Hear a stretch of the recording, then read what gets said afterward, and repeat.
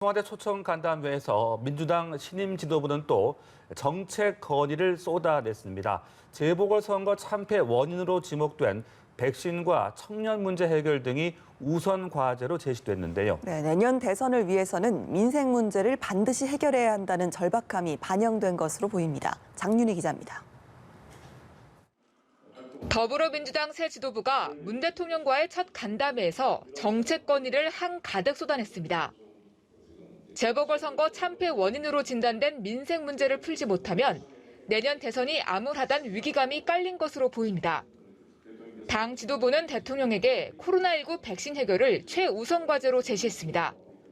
토종 백신 개발을 위한 전폭적인 지원, 접종 당일 나타나지 않는 노쇼 방지 앱 구축, 고령자가 백신 예약을 보다 쉽게 할 수 있는 시스템 정비 등입니다. 백신 접종 속도가 빨라지면서 3분기 경제가 나아질 것을 대비한 예산 대책을 미리 마련해야 한다는 제안도 나왔습니다. 청년과 부동산 문제 해결을 위한 정책도 중요하게 건의됐습니다.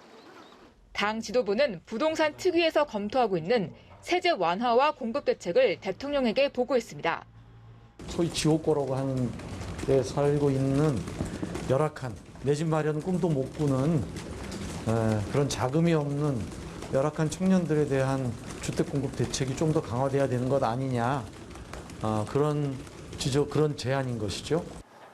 송영길 대표는 GTX-D 노선을 연장해야 한다며 정부가 이미 결정한 정책의 수정을 요구했습니다.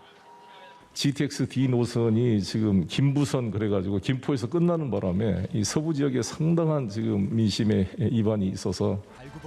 송 대표는 대구와 광주를 잇는 달빛 내륙철도, 청주 도심 광역철도 추진에도 속도를 내달라고 요청했습니다.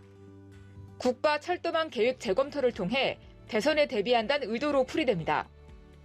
송 대표는 또 2050년 탄소 중립 달성을 위해 소형 모듈 원전 해외 연구 협력을 강화하자고 제안했습니다. 이 제안을 두고 문재인 정부의 탈원전 정책과 결이 다르다는 지적이 나왔고, 고용진 수석 대변인은 탈원전 보완책으로 봐야 한다고 해명했습니다.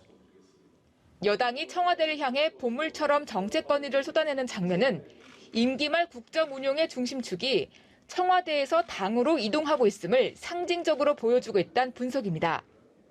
연합뉴스TV 장윤희입니다.